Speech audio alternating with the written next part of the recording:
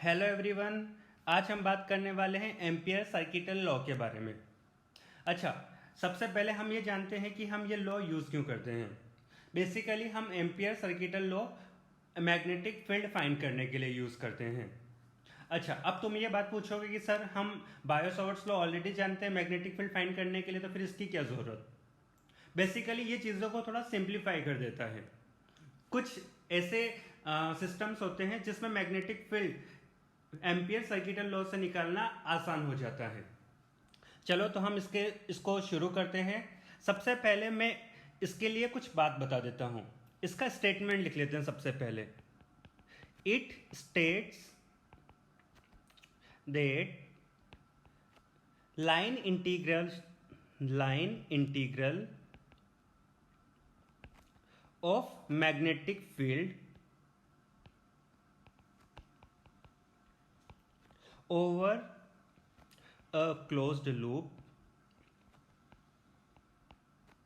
is equal to mu naught times the current passing through the loop। Statement समझने आए कोई बड़ी बात नहीं है। अभी हम आगे देखने वाले हैं, उसमें उसको अच्छे से देखना। देख, हमारे पास एक वायर है। अच्छा, हमारे पास दो वायर्स हैं। एक वायर में करंट फ्लो कर रहा है I1, दूसरे वाले में करंट फ्लो कर रहा है I2। अब इस स्टेटमेंट का मतलब क्या है। अगर मैं इन दोनों वायर को कवर करते हुए एक लूप बनाऊं, अगर मैं दोनों वायर्स को कवर अप करते हुए एक लूप बनाऊं और उस लूप में एक छोटा सा लेंथ एलिमेंट लूं, जिसको मैंने dl वेक्टर से डिनोट किया। अभी इस dl का डायरेक्शन कौन सा है मेरा, एंटी क्लॉकवाइज। ओके। और मैं इन दोनों वायर की वजह से इस dl के यहां पे मैग्नेटिक फील्ड लिखूं। अब वायर की वजह से यहाँ पे कुछ मैग्नेटिक फील्ड होगी, कुछ ये इस डायरेक्शन में, कुछ आर्बिट्रेरी डायरेक्शन, कोई भी डायरेक्शन हो सकता है। ओके, तो इसका मतलब है line integration of B magnetic field, जिसको हम लोग कुछ ऐसे रिप्रेजेंट करते हैं B.dl वेक्टर। ये है मेरा line integration of magnetic field. अब जब ये लाइन इंटीग्रेशन किसी सर्कुलर लूप के लिए होता है तो हम इस इंटीग्रेशन के ऊपर एक छोटा सा सर्कल बना देते हैं। So line integration of magnetic field is equals to mu not times of total current passing through the loop. इसको हम लोग अभी ENC से रिप्रेजेंट करते हैं, एनक्लोज्ड करंट। जो मैंने डायग्राम बनाया हुआ है, इसमें एनक्लोज्ड करंट कितना है मेरे लिए, वो है I1 माइनस I2। मुझे यहाँ पे माइनस क्यों करना पड़ा, क्योंकि यहाँ पे करंट का डायरेक्शन अपोजिट है। तो हम अपवर्ड वाले करंट को पॉजिटिव लेंगे तो डाउनवर्ड वाले को कैसा लेना पड़ेगा, निगेटिव। तो ये मेरा करंट हो गया पॉजिटिव करंट और ये वाला हो गया नेगेटिव करंट। सो यहां पे हम लोग क्या कर सकते हैं, line integration of B.dl is equals to mu not times of I1 minus I2। हम यहां पे कुछ ये फॉर्मूला लिख सकते हैं और एम्पियर सर्किटल लॉ लिख सकते हैं। अब एम्पियर सर्किटल लॉ अपने को क्या बात बोलता है, line integration of magnetic field over any closed loop is equals to mu not times of I enclosed. ये मेरा एम्पियर सर्किटल लॉ है। ये मेरा क्या है, एम्पियर सर्किटल लॉ। अब यहां पे मेरा B भी एक वेक्टर है और dl भी एक वेक्टर है। तो मैग्नेटिक फील्ड वायर या किसी भी वायर हो गया या कोई भी एलिमेंट हुआ तो उसकी वजह से उसका डायरेक्शन फिक्स्ड रहता है। तो अपने को dl या फिर जो लूप बनाना है उसका डायरेक्शन हम लोग कैसे डिसाइड करें। सबसे पहले ये बात हमारे दिमाग में आएगी। यहां पे जैसे मैंने dl का एक डायरेक्शन बना दिया, यहां पे देखो, तो ये dl का डायरेक्शन अपने को कैसे बनाना है। In most of the cases dl और b का डायरेक्शन सेम दिशा में होना चाहिए, मतलब दोनों सेम डायरेक्शन में होने चाहिए। मैं इस बात को इंपोर्टेंट करके लिख रहा हूं, choose dl in the direction of magnetic field. चलो तो अब हम बात करते हैं कि हमको यहाँ पे गॉसियन सरफेस कैसे चूज करना है। सबसे पहले हम इसी चीज के लिए बात कर लेते हैं, how to choose Gaussian, not Gaussian, this is Ampere's, okay,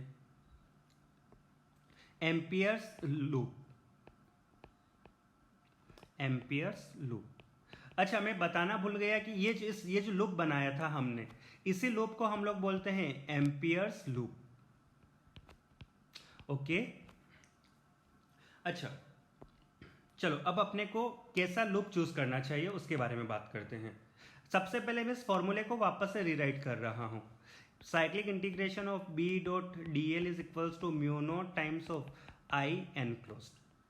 अच्छा, क्या हम डॉट प्रोडक्ट को ओपन कर सकते हैं, B D L cos theta it is equals to mu not into I enclosed.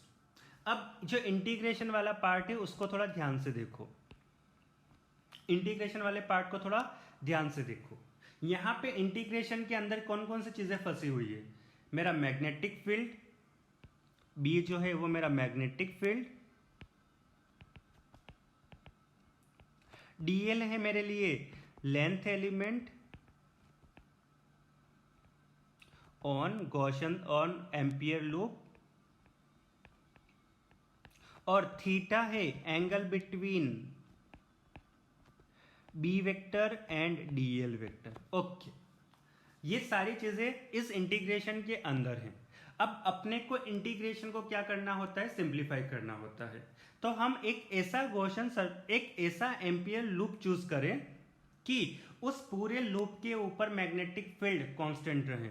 पहले इंपॉर्टेंट बात, अपने को ऐसा एम्पियर लूप चूज करना चाहिए कि उस पूरे एम्पियर लूप के ऊपर मैग्नेटिक फील्ड कांस्टेंट रहे, ताकि मेरा बी वाला जो है मैग्नेटिक फील्ड वो इंटीग्रेशन से बाहर आ सके।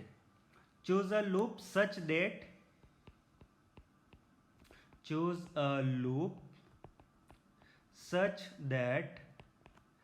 magnetic field on the loop remain constant,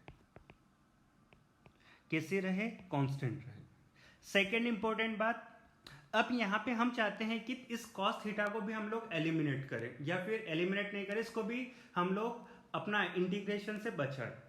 तो अपने को एंगल भी बी और डीएल के बीच के एंगल के बारे में भी ध्यान रखना चाहिए। तो ऐसा लूप चूज करो कि बी और डीएल उस लूप में हमेशा या तो परपेंडिकुलर हो या पैरेलल हो। चूज अ लूप, बताऊंगा कैसे करना है। Choose a loop such that magnetic field which is B and DL और लेंथ एलिमेंट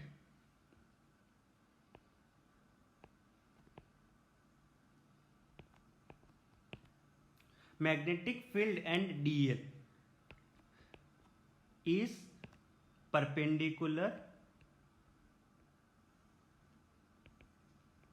और पैरेलल। कैसे रहे वो, या तो परपेंडिकुलर रहे या पैरेलल रहे, ओके। पहली बात अपने को बहुत ज़्यादा इंपॉर्टेंट है कि मैग्नेटिक फील्ड पूरे लूप पे कांस्टेंट होना चाहिए। फिर दूसरी बात, वो या तो पैरेलल हो या परपेंडिकुलर हो, तो हमारा cos थीटा या तो 0 होगा या 1 के इक्वल होगा। तो उसके बाद मुझे इंटीग्रेशन किसका करना पड़ेगा, सिर्फ और सिर्फ इस dl का।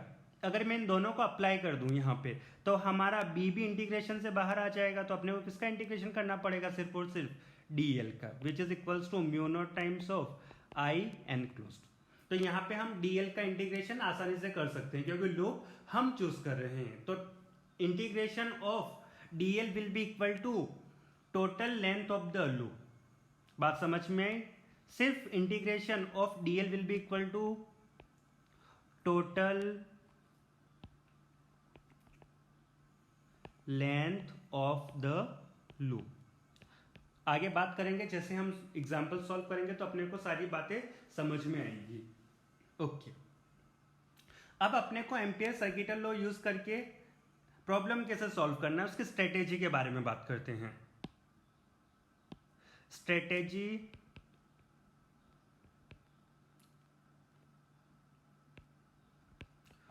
To solve problems using Ampere's law. Using Ampere's law, Ampere law को यूज करते हुए हम लोग कैसे प्रॉब्लम सॉल्व करेंगे। सबसे पहली बात अपने को क्या करना पड़ेगा, एक एप्रोप्रिएट एम्पियर लूप बनाना पड़ेगा। सबसे पहली बात, draw a appropriate ampere loop, Ampere's loop. दूसरी बात, फिर हमको क्या करना पड़ेगा, उस लूप के थ्रू टोटल करंट फाइंड करना पड़ेगा। Second point, find current enclosed by the loop.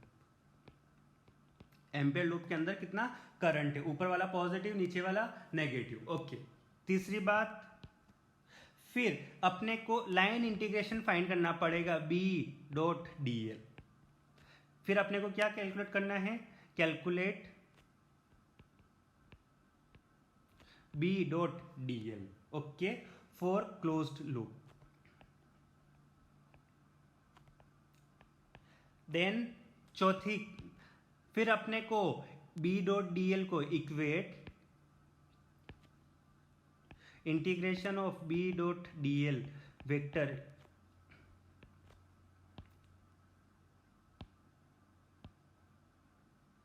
with mu naught into I enclosed and solve for B। फिर अपने को B को सॉल्व करके मैग्नेटिक फील्ड फाइंड करना है। ओके, चलो ये हमारी स्ट्रेटेजी रहेगी। तो हम इसको सॉल्व कर मतलब इसको यूज करते हुए सबसे पहले हम लोग एक एग्जांपल करते हैं। चलो तो फाइंड करते हैं magnetic field due to current carrying infinite long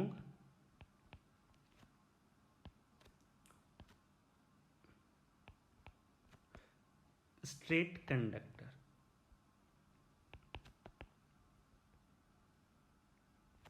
okay, तो हमारे पास एक कंडक्टर है और एक वायर है जिसमें करंट फ्लो कर रहा है आई, और वो दोनों साइड से इनफाइनाइटली लॉन्ग है। और अपने को किसी पॉइंट P पे मैग्नेटिक फील्ड फाइंड करनी है। यहाँ पे कहीं पे हमारे पास एक पॉइंट P है जिसके ऊपर अपने को मैग्नेटिक फील्ड फाइंड करनी है एम्पियर सर्किटल लॉ यूज करके। ओके, इस P पॉइंट के इस वायर से जो डिस्टेंस है वो अपने को R गिवन है। चलो तो फाइंड करना शुरू करते हैं। अच्छा, स्ट्रेटेजी अपनी क्या है, सबसे पहले एक एम्पियर सर्किटल लॉ बनाए। सबसे पहले क्या है, हम लोग पहले क्या बताते हैं, draw a ampere circuital law और एम्पियर लूप। सबसे पहले एम्पियर्स लूप बनाते हैं। अब एम्पियर्स लूप अपने को कैसा बनाना है, जिसके ऊपर मैग्नेटिक फील्ड कांस्टेंट रहे। क्या हम करंट कैरिंग वायर की वजह से मैग्नेटिक फील्ड ऑलरेडी जानते हैं, वो होती है mu naught I upon 2 pi R. Magnetic field कितनी होती है, mu naught I upon 2 pi R. Already हम लोग जानते हैं किसी आर डिस्टेंस पे कितनी होती है, mu naught I upon 2 pi R. अच्छा, अगर मैं इस वायर से आर डिस्टेंस पे जाऊं, चाहे वो लेफ्ट में जाऊं या राइट में जाऊं, तो दोनों साइड में मेरी मैग्नेटिक फील्ड क्या रहेगी, कांस्टेंट रहेगी। तो मैं एक बात बोल सकता हूं, यहाँ पे किससे एक लूप बनेगा पूरा का पूरा। उस पूरे लूप, एक सर्कुलर लूप बेसिकली, उस पूरे सर्कुलर लूप के ऊपर मैग्नेटिक फील्ड कांस्टेंट रहेगी अगर इस वायर से उस लूप का डिस्टेंस आर है। ओके, तो यहां पे अपने को एम्पियर लूप कैसा चूज करना चाहिए, एक सर्कल। कैसा चूज करना चाहिए, एक सर्कल। ओके, तो ये हमारा वायर है, यहाँ पे कहीं पे P पॉइंट है, तो हमने एक लूप बनाया जो इस P पॉइंट को कवर करे, इस P पॉइंट से पास करे। ओके, करंट अपवर्ड डायरेक्शन में जा रहा है। हम मैग्नेटिक फील्ड की डायरेक्शन पता है अपने को, यहाँ पे सर्कुलर लूप बनाती है, मैग्नेटिक फील्ड भी यहाँ पे ऐसे सर्कुलर लूप बनाती है। ओके, ये जो लूप है इसकी रेडियस है मेरे लिए स्मॉल आर। ओके, चलो सबसे पहली चीज हमने बना ली, ड्रॉ एम्पियर सर्किटल लूप बना लिया, प्रॉपर लूप बना चुके हैं, एम्पियर लूप हम लोग प्रॉपरली ड्रॉ कर चुके हैं। सेकंड क्या थी हमारी, फिर हमने find current enclosed in the loop, बता टोटल करंट कितना है लूप के अंदर, विच इज आई, एनक्लोज करंट हम लोगों ने फाइंड कर लिया। थर्ड पॉइंट कौन सा था हमारा, अब अपने को फाइंड करना है integration of B dot D L. अपने को क्या फाइंड करना है, integration of B dot D L. चलो ये हमारा सेकंड पॉइंट हो गया, इसको मैं प्रॉपरली थोड़ा यहां पे साइड में लिखता हूं। I enclosed is equals to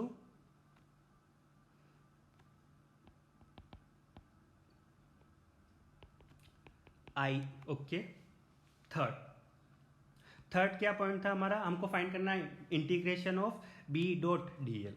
अच्छा, अब मैं किसी पॉइंट पे एक एलिमेंट लेता हूं DL का डायरेक्शन होगा जो हम लोगों ने जो लूप में जो डायरेक्शन बनाया है यही DL। अच्छा, अब इस वाले पॉइंट पे मैग्नेटिक फील्ड भी मेरा इसी डायरेक्शन में होगा, जिस डायरेक्शन में DL है उसी डायरेक्शन में मेरी मैग्नेटिक फील्ड भी होगी। ओके, मैग्नेटिक फील्ड कांस्टेंट रहेगी through out the loop. Okay, तो हम सबसे पहले चीजें लिख लेते हैं, magnetic field is constant on the loop. Okay, दूसरी चीज एंगल कितना है, angle between DL vector and B vector कितना है, क्या वो 0 डिग्री है यहाँ पे, बिल्कुल। ओके, तो अब हम अपना फॉर्मूला लिखते हैं, B dot D L, cyclic integration of B dot D L is equals to mu not into I. So चलो B D L cos theta is equals to mu not into I. B constant है integration से बाहर, cyclic integration of DL cos theta, theta कितना है हमारे लिए 0 degree, cos 0 is equals to 1, B integration of DL vector is equals to mu not into I. अब इस DL को जब मैं इंटीग्रेट करता हूं तो क्या वो मेरे लिए total length of the loop के इक्वल है, ये बात हम पहले ही कर चुके हैं। Cyclic integration of DL is equals to total length of the loop. Okay, चलो तो जल्दी से इसको हम लोग लिख लेते हैं, B टोटल लेंथ है 2 pi r which is equals to mu not into I. मेरा मैग्नेटिक फील्ड निकल के आया mu naught I upon 2 pi r, 2 pi small r। और ये मैग्नेटिक फील्ड हम ऑलरेडी पहले भी जानते थे, जो मैंने यहाँ पे लिखा था वो सिर्फ समझने के लिए था। बेसिकली अपने को ये प्रोसेस पूरा फॉलो करना है अगर अपने को इससे से क्वेश्चन पूछा गया है तो। ओके, अब हम बात करते हैं magnetic field due to a solenoid. अब ये सोलेनॉइड क्या होता है, सबसे पहले हम वो जान लेते हैं। सोलेनॉइड एक वायर होता है, सोलेनॉइड बेसिकली एक वायर से बना होता है, एक वायर होता है जिसको हम लोग ऐसे हेलिकल शेप में बहुत सारी कॉइल्स बना देते हैं। वायर को हम लोग क्या करते हैं, ऐसे एक हेलिकल शेप में बहुत सारी ऐसी कॉइल्स बना देते हैं। देखने के लिए इसको हम लोग विजुअलाइज करने के लिए स्प्रिंग होती है, उस स्प्रिंग को हम लोग एक सोलेनॉइड बोलते हैं। जो स्प्रिंग होती है उसको हम लोग क्या बोलते हैं, सोलेनॉइड बोलते हैं। सोलेनॉइड को बहुत तरीके से बनाया जाता है। कुछ लोग क्या करते हैं, इससे एक आयरन कोर लेते हैं, उसके ऊपर वायर को वाइंड कर देते हैं। आयरन कोर लिया जिसके ऊपर ऐसे वायर को क्या कर दिया, विंड कर दिया, तो इस शेप को हम लोग बोलते हैं सोलेनॉइड। अगर डेफिनेशन वाइज इसको लिखना चाहे तो a solenoid is tightly wound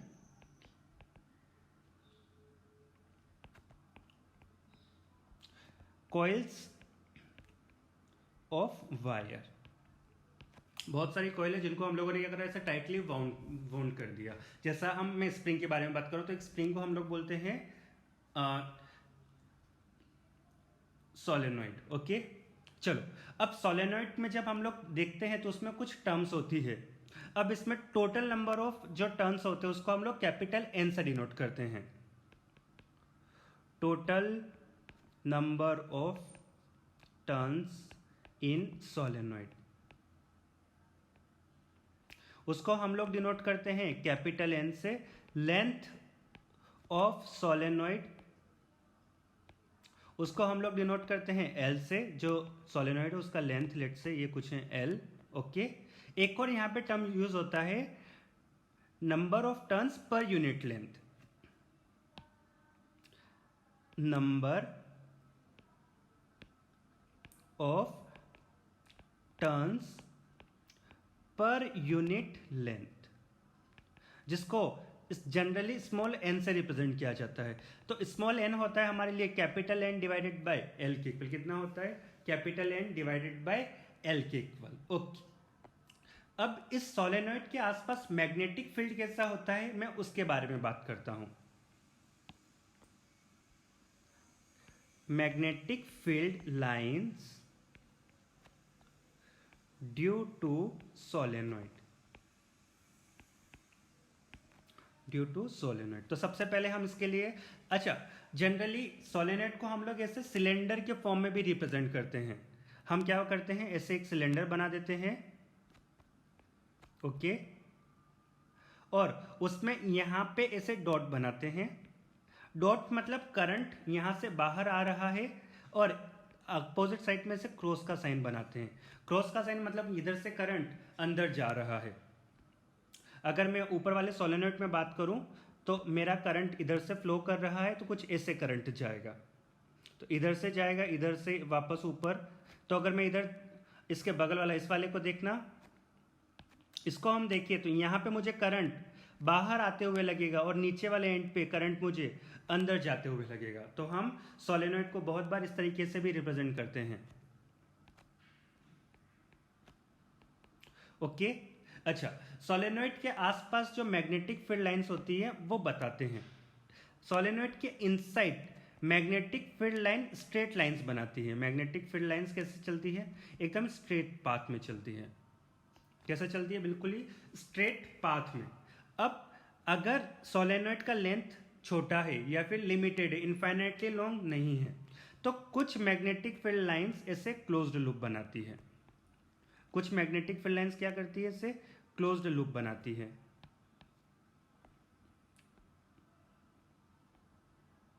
okay,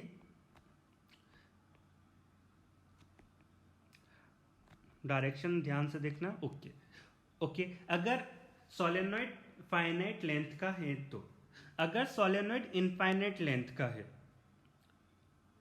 if length of solenoid is infinite,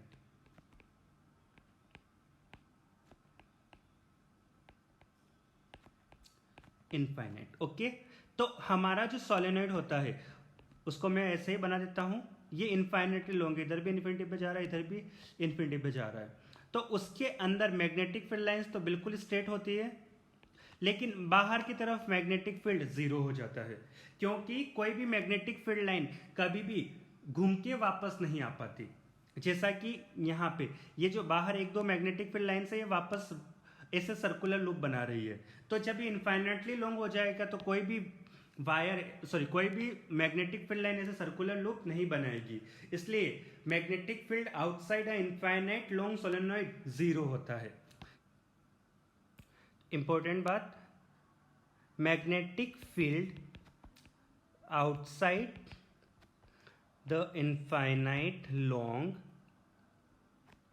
solenoid is zero. कितनी होती है वो? जीरो होती है। इंपॉर्टेंट बात है, याद रखने की है।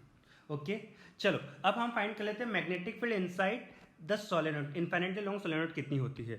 Magnetic field inside the infinite long solenoid. चलो, तो सबसे पहले हम लोग सोलेनॉइड बना लेते हैं। हम सोलेनॉइड को कुछ ऐसे रेक्टेंगल से बना रहा हूं मैं अभी समझने के लिए। यहां से करंट बाहर आते हुए यहाँ पे करंट इन जाते हुए, ओके। अच्छा, अंदर की तरफ मैग्नेटिक फील्ड लाइंस, सबको पता चल गया। अब स्ट्रेट लाइन बनाएगी, ओके। चलो, तो अब हम लोग मैग्नेटिक फील्ड फाइंड करना है, तो हमको एम्पियर सर्किटल लॉ यूज करके करना है पड़ेगा यहाँ पे, ओके। चलो, तो सबसे पहले हम कुछ बातें लिख लेते हैं। Solenoid has n turns per unit length.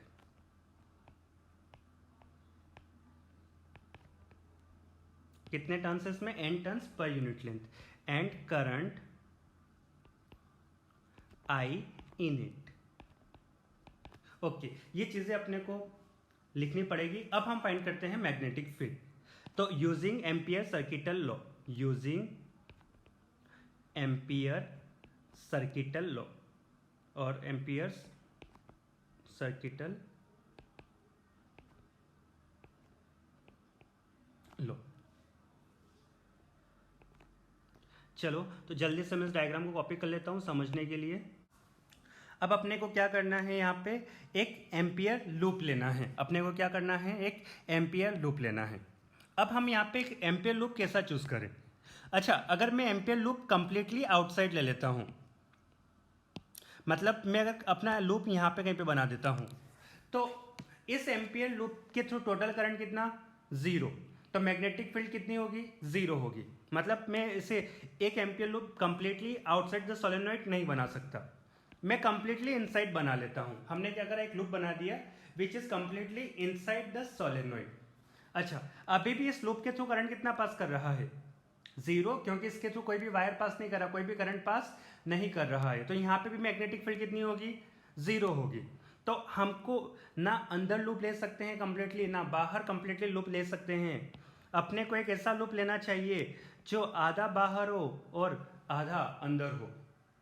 ये लूप कुछ करंट जरूर इसके अंदर से पास हो रहा है, ये वाला पॉइंट, ये वाला पॉइंट, इन सारे पॉइंट से करंट बाहर आ रहा है और नीचे की तरफ जा रहा है, मतलब इन सारे पॉइंट से करंट पास कर रहा है। तो इस लूप के थ्रू अब करंट पास कर रहा है। तो अपने को एक लूप लेना है जो आधा सोलेनोइड के अंदर हो, आधा सोलेनोइड के बाहर हो। अब अपने को लूप कैसा लेना है वो भी इंपॉर्टेंट बात है। हमने क्या करा, यहाँ पे सबसे पहले एक सर्कुलर लूप लिया। अब एम्पियर सर्किटल लॉ क्या कहता है वो लिख लेते हैं सबसे पहले। Cyclic integration of B D L cos theta is equals to mu not into आई।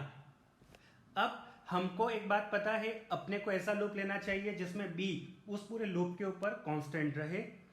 दूसरी बात, जो एंगल हो बी और डीएल के बीच का वो या तो 0 हो या 90 डिग्री हो। बात ठीक है? यहां पे देखते हैं, अगर हम लोग ऐसे एक सर्कुलर लूप ले लेते हैं। अब हमने क्या करा, इस पे एक एलिमेंट लिया कुछ यहाँ पे। तो यहाँ पे मेरा डीएल वेक्टर, ओके, और यहाँ पे बी वेक्टर। डीएल और बी दोनों हमारे पैरेलल है। अब हमने एलिमेंट चेंज किया, हमने एलिमेंट कुछ यहाँ पे लिया जो मैं इंडिकेट कर रहा हूँ। अच्छा, यहाँ पे बता, डीएल वेक्टर का डायरेक्शन कुछ ऊपर की तरफ है, ओके, और बी वेक्टर कुछ इधर की तरफ है। तो जैसे ही मैंने एलिमेंट चेंज कर दिया, डीएल कुछ इधर जा रहा है, बी इधर जा रहा है, बी और डीएल के बीच का एंगल चेंज हो गया।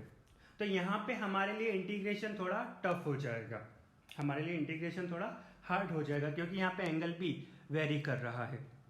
तो इस प्रॉब्लम को सॉल्व करने के लिए हम ऐसा लूप लेंगे जिसमें ये लफड़े ना हो, मतलब बी और डीएल कांस्टेंट के बीच का एंगल कांस्टेंट रहे, बी और डीएल के बीच का एंगल कैसा रहे? कांस्टेंट रहे।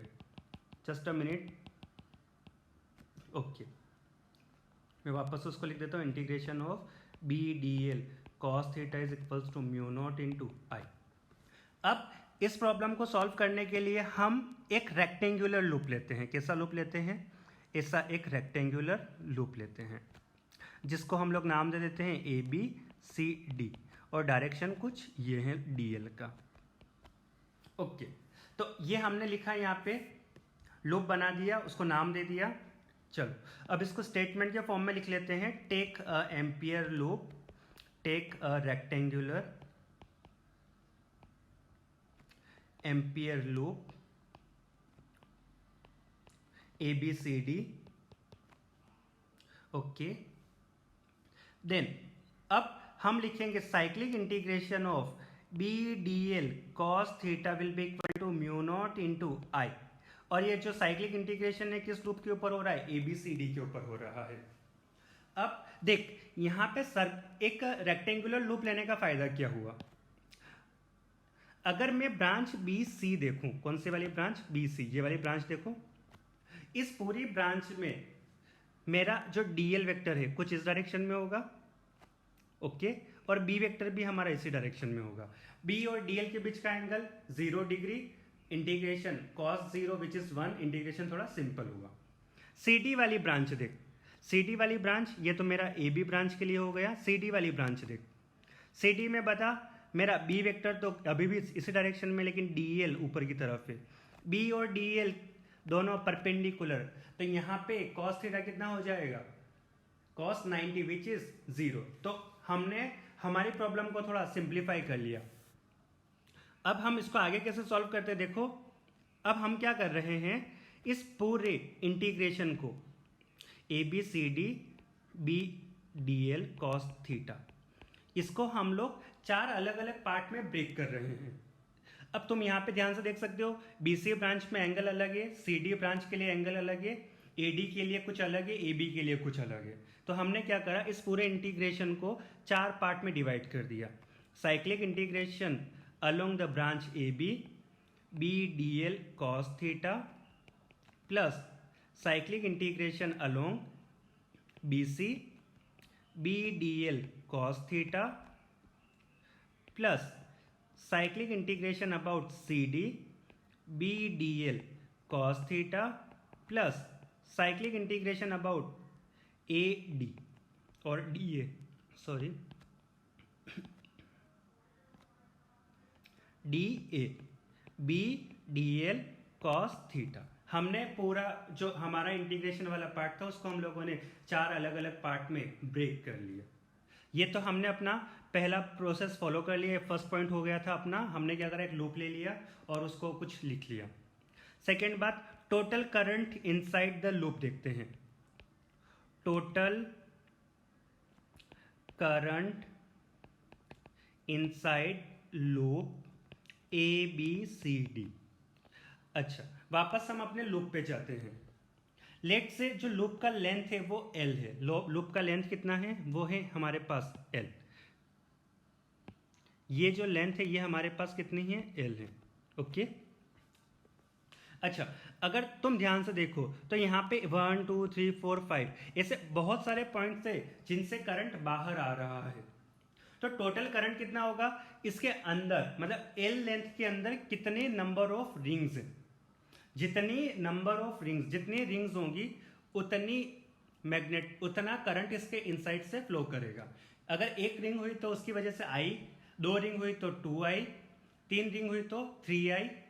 ऐसे अगर टोटल रिंग्स अगर n हुई तो कितना होगा? n into I, okay. तो सबसे पहले हम लोग वही चीज लिखते हैं, total number of loop inside the और टोटल नंबर ऑफ कॉइल्स लिखना चाहिए लूप की जगह। Total number of coils inside loop A B C D कितना होगा बता? क्या वो हमारे लिए number of turns per unit length which is small L into L के इक्वल हो जाएगा? जैसा कि हम लोग जानते हैं total number of turns will be equal to, no not total number of turns, number of turns per unit length. Small N is equals to capital N by L. Total number of turns कितना हो जाएगा मेरे लिए? N into L के equal, तो वही हम लोगों ने यहाँ पे लिखा। सो टोटल करंट कितना हो जाएगा? Total current will be equal to total number of turns which is capital N into I. So इसको हम लोग स्मॉल n के टर्म में लिख सकते हैं I into N into L। Total number of current हम लोगों ने निकाल लिया, वो कितना आया? I times of number of turns per unit length into length. चलो अब हम वापस से अपना इंटीग्रेशन वाला पार्ट सॉल्व करते हैं, ये वाला पार्ट। अच्छा, सबसे पहले हम इंटीग्रेशन करेंगे अलोंग ब्रांच ए बी। मैं इसको वापस से यहां पे लिख रहा हूं third time,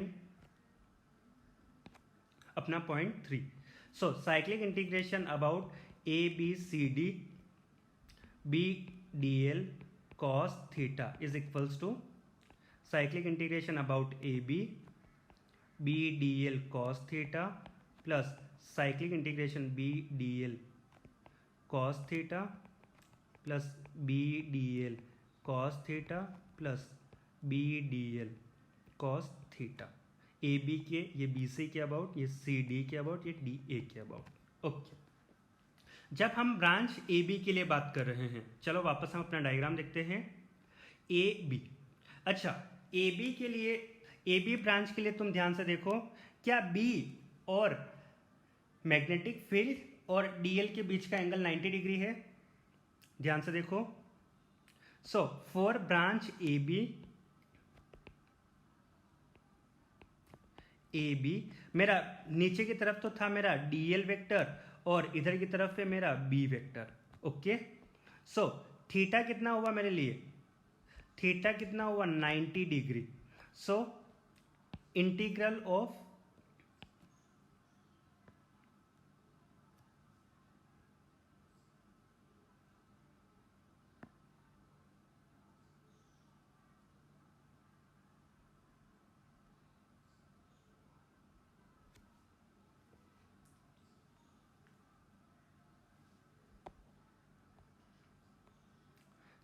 integral of A B B D L cos theta, theta की जगह हम लोग पुट करेंगे 90।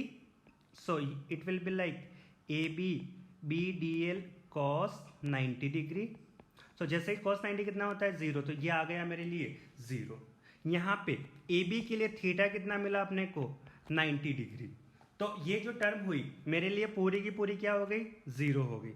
Cyclic integration of A B B D L cos theta कितना हो गया हमारे लिए? 0 हो गया। अब ब्रांच बीसी के लिए देखते हैं, वापस ब्रांच बीसी के लिए।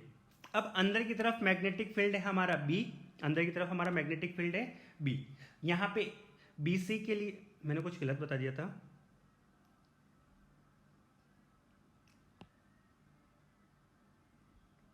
हमने यहां पे कुछ एक मिस्टेक कर दी। ये ए बी नहीं है, ये बी सी है। Okay,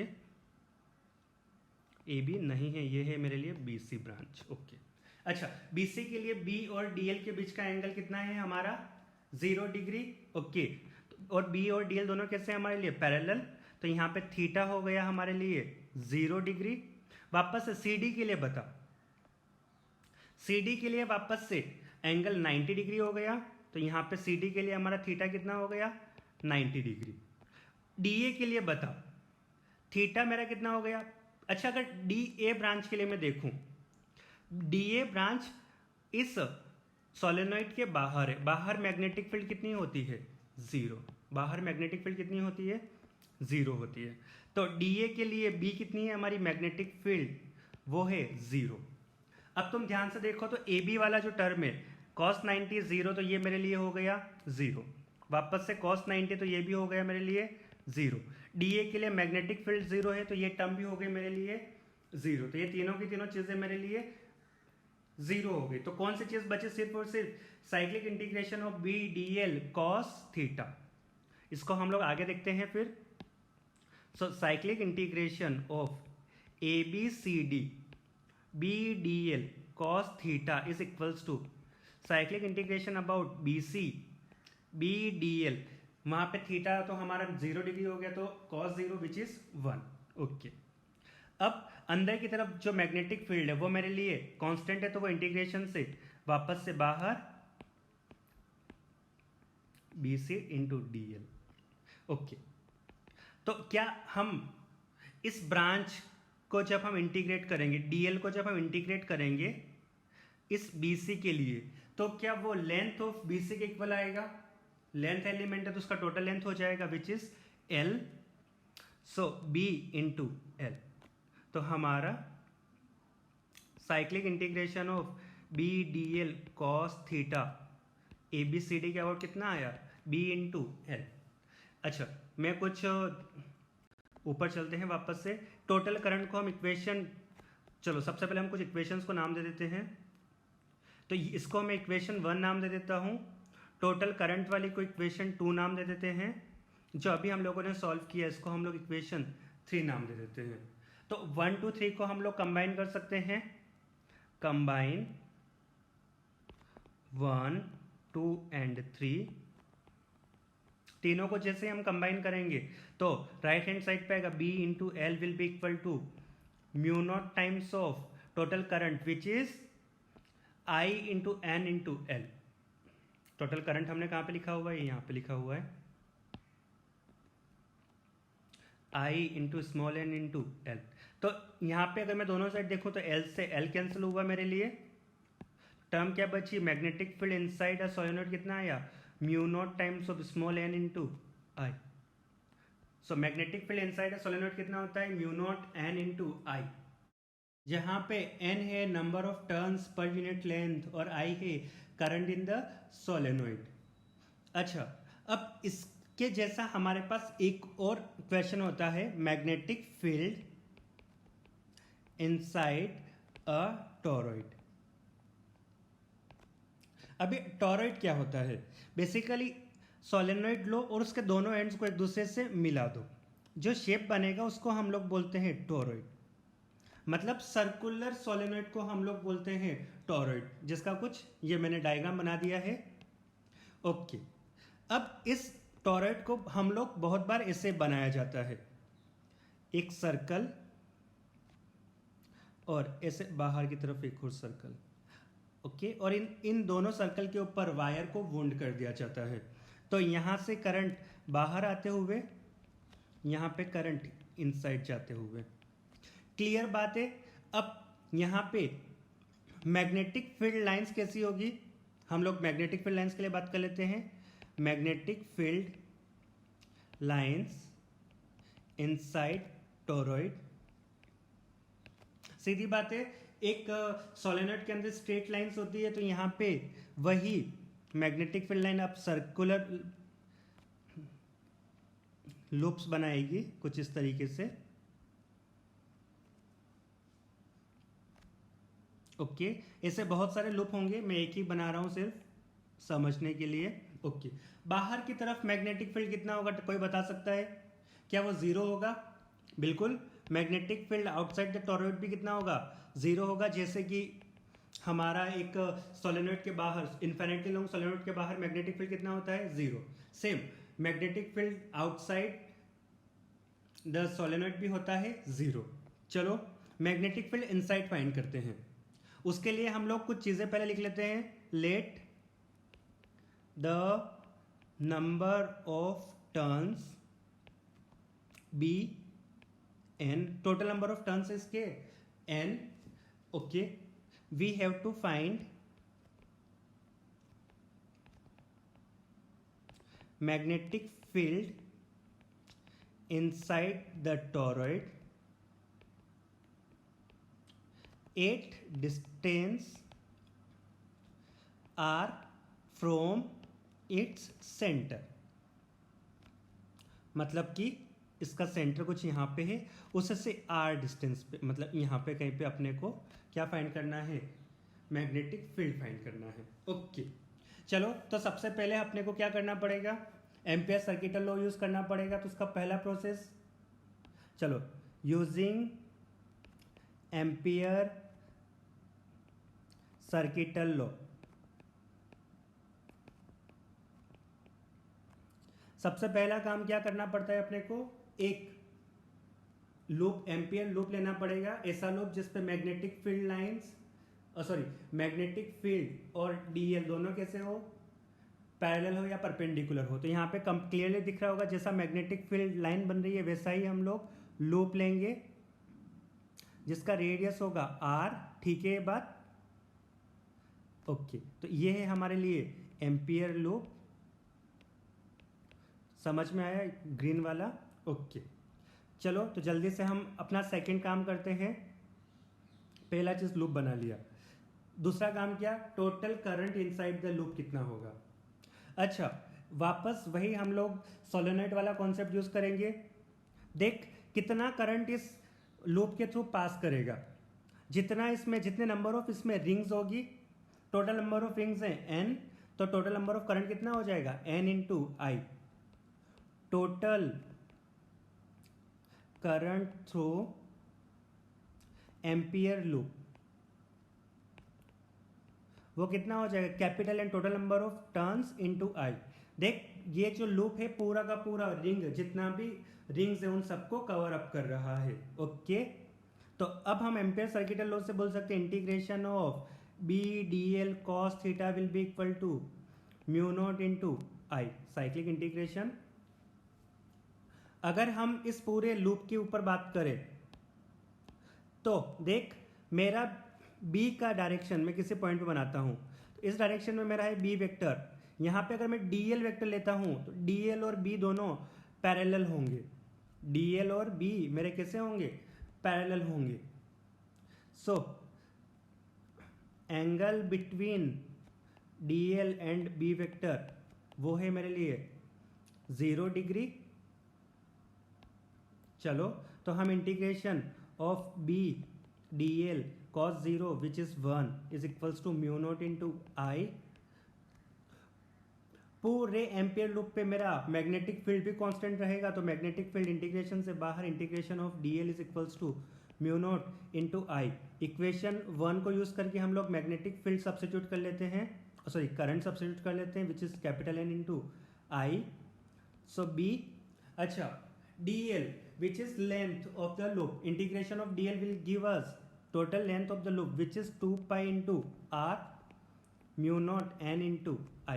So magnetic field inside a solenoid कितना हुआ, mu naught capital N in I upon 2 pi r, 2 pi small r. Magnetic field inside a toroid, not solenoid. Magnetic field inside a toroid कितना हुआ, mu naught n into I upon 2 pi r. अच्छा, इसको बहुत बार एक और term के जैसे लिखा जाता है, इफ, आगे देखो, इफ द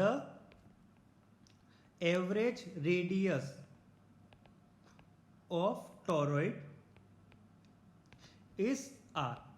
अच्छा, एवरेज रेडियस मतलब ये जो तुम्हें टोरॉइड दिख रहा होगा तो इसका एक इनर रेडियस है, इनर रेडियस है जिसको मैं यहाँ पे बना रहा हूँ ब्लू कलर से, ये वाला मेरा इनर रेडियस है, और एक ये आउटर रेडियस है। तो इन दोनों का जब हम एवरेज लेते हैं, है ना, अगर वो एवरेज रेडियस मेरे लिए r है तो हम इसमें नंबर ऑफ टर्न्स कितने लिख सकते हैं क्या, number of turns per unit length. So number of turns per unit length which is small n will be equal to capital N total number of turns upon length of the toroid। अच्छा, length of the toroid क्या उसके circumference के equal हो जाएगा which is 2 pi r। Toroid circle होता है तो उसका लेंथ किसके इक्वल हो जाएगा, सर्कमफेरेंस ऑफ द सर्कल के इक्वल 2 pi into r। तो ऊपर वाली इक्वेशन में जो मैग्नेटिक फील्ड निकाला है वहां पे हम लोग इस n अपॉन 2 पाई r को स्मॉल n से रिप्लेस कर सकते हैं। So b will be equal to mu naught small n into I. क्या ऐसा ही मैग्नेटिक फील्ड हम लोगों ने सोलेनोइड के थ्रू देखा था, बिल्कुल। सोलेनोइड के थ्रू मैग्नेटिक फील्ड और टोरॉइड के थ्रू, टोरॉइड के इनसाइड और सोलेनोइड के इनसाइड मैग्नेटिक फील्ड सेम होता है which is mu not into N into I. पर टोरॉइड के केस में कंडीशन है, कौन सी कंडीशन, ये वाली, एवरेज रेडियस कितनी होनी चाहिए उसकी, r। ओके, चलो आज का लेक्चर हम लोग यहीं पे फिनिश करते हैं।